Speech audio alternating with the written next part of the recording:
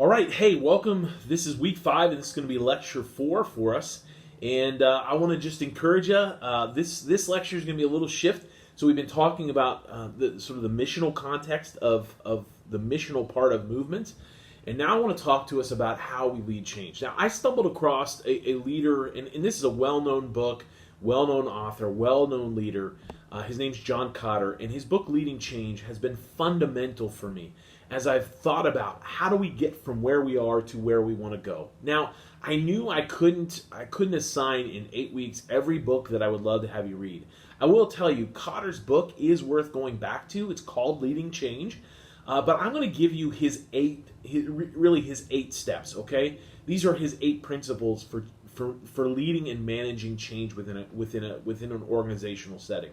And I love this quote he has. He says, "Leadership is a set of processes that creates organizations in the first place or adapts them to significantly changing circumstances."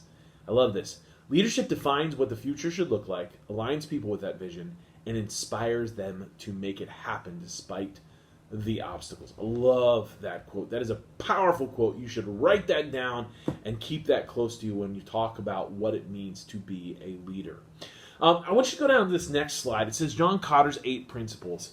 And really what he breaks this down is an 8-step process by which we can start to track how we're helping our organization make the shift that it needs to make. The first one of which, and we're going to go through these a little bit each one, but create urgency. The second one is form a powerful coalition. The third is create a vision for change, which we've talked about.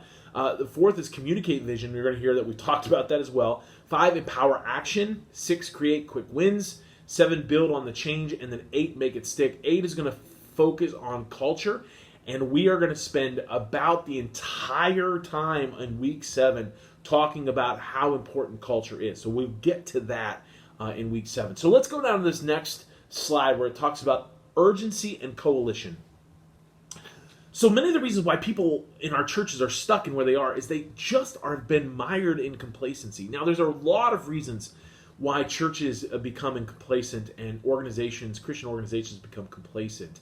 I won't go into all of those reasons currently. We talked about some of them in the first week in which we talked about some of the obstacles for change, and I want you to go back and look at those. But I think in many ways we've found a way to institutionalize and internalize justifications for our failure to make big, bold moves. I just really think people are okay as long as we're standing our ground and we're staying true and we're patting ourselves on the back for being pure in our theology and all of those different things that keep us from really stepping out, leaping out, and making big, bold kingdom moves that impact the kingdom in significant ways. We've rewarded survival and abandoned deep and sustained impact. It's almost like if you're just still existing, you're great, right? Because this culture's against us, this world's against us, politics against us, the left's against us, everything's against us. And I find that we've sort of found a way to sanctify entrenchment rather than inspire a compelling boldness to step out into the world for the sake of the kingdom of God. And so there's a lot of reasons why people they aren't urgent, but we've got to help them develop a sense of urgency. Now, I want you to always hold the why in your back of your mind. Like, remember, we are motivated by the compelling why. But naming the crisis, naming the threat that's before us, can be a substantive move in a moment in which a church begins to realize it's got to move. An organization realize we've got to change. Naming the reality. That's bold. It takes guts to be able to stand and say, hey, this is where we are. And if we don't do anything, I have a friend of mine who just recently said, most churches, and he was speaking specifically of the Church of the Nazarene, he said most churches in the Church of the Nazarene need to be told they're about 5 to 10 years from not existing any longer. And that should motivate a sense of urgency. We've got to facilitate honest conversations. That can create a sense of urgency. When we bring voices to the table that might feel disruptive, it may help us recognize there's something fuelable.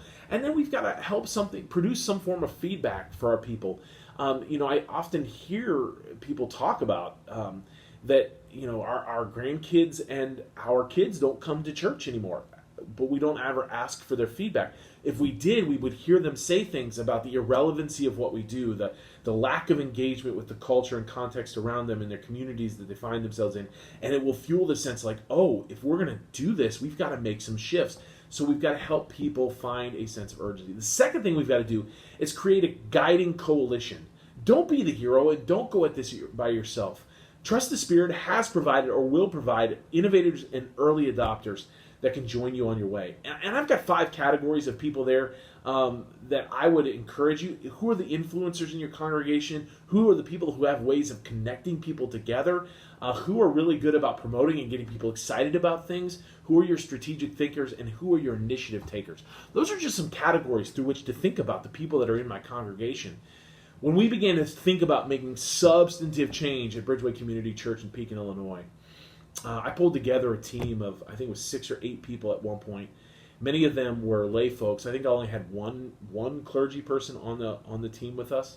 And these are folks who, they were deeply missional at their heart. And I felt like they needed to speak into who we were, where we were going, and how we were going to get there. And I think for me that was real, and it was substantive, and it was meaningful, because it helped me realize I wasn't in this on my own. And there was other voices speaking into the kind of change that needed to take place. Go down to the next slide where it says developing and communicating. Developing a vision and strategy. Now, we talked about this. I love this quote. A good vision helps people to overcome this natural reluctance to do what is often painfully necessary by being hopeful and therefore motivating. A good vision acknowledges that sacrifices will be necessary, but makes clear that these sacrifices will yield particular benefits and personal satisfactions that are far more superior to those available today, tomorrow, without attempting to change. I love that quote. Man, it's such a good quote. A compelling vision will do great work. And when you help people to realize that when someone makes a shift from brokenness and nothingness and despair to becoming someone who has embraced the fullness and richness of God's kingdom in the person of Jesus Christ, there's no greater feeling, whatever change is necessary to see that become a reality. When people get a hold of that, things will change. When that becomes the driving force and focus of their lives, things will change. Then you've got to communicate that vision that you create, right? We talked about clearly defining that vision, and then you've got to communicate it. You've got to be redundant. You've got to say it in ways that are repeatable. You've got to say it in ways that are compelling. You've got to paint pictures with words. You've got to connect head, heart, and hands, and you've got to say it again. And then you got to say it in a different setting. And then you got to say it in a different setting after that. You got to say it over and over and over again and communicate it until it becomes a part of the very context and the culture of the church in which you find yourself. And then empowering and generating. Empowering broad-based action. You got to remove the structural barriers and the expectations that keep people from doing the work that God has called them to do. Define the boundary markers. This is who we are. Let me give you an example of what this looked like. In Pekin, we said there was 5 things and 5 things only that we did. We would worship, we would connect, we would do local outreach, we did kids and youth, and we did leadership development. Those were the 5 things and 5 things only. We found our boundary markers. If it didn't fit those 5 things, we wouldn't do it.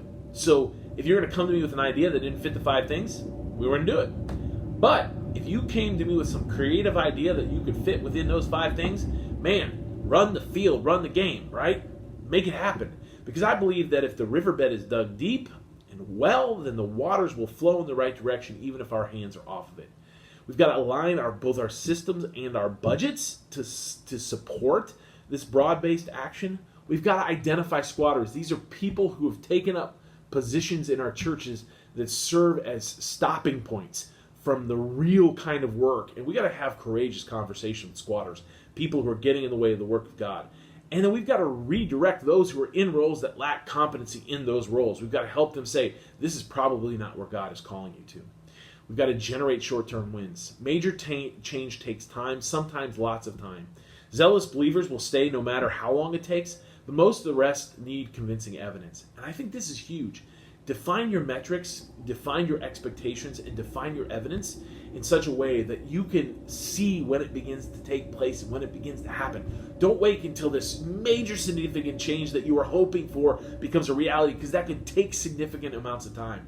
I want you to point to the ways, weekly, daily, monthly, yearly. One of the things that we did is when we identified those 3 metrics that I've shared with you in the past, gospel saturation, local community transformation, and missional multiplication, We celebrated those from the platform through the stories we told. Once a year, we gave a celebration of the metrics, how we fulfilled those purposes, and we consistently reaffirmed to the people that yes, God was doing an amazing thing.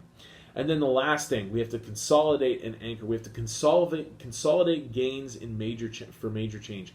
We got to remember that mission drift is always a threat to what the church is dealing with. There's always default mechanisms that's pulling us back. We've got to find ways to anchor and consolidate what God is doing in the midst of all of that change in ways that will continue to take the church forward. And we see what happens if we don't do that, when leadership changes, when there's unexamined systems that pop up and make things overly difficult, when our culture doesn't match our strategy and our vision and mission. And we'll talk about that in week 7. But I wanted to give you these 8 principles of change that'll help you begin to think about, where am I in this process? You might be in the first part where you're just now beginning to dream and imagine about creating a sense of urgency. Or you may be in this place where I need to pull a team together. We know that there's something wrong, but I can't do this by myself.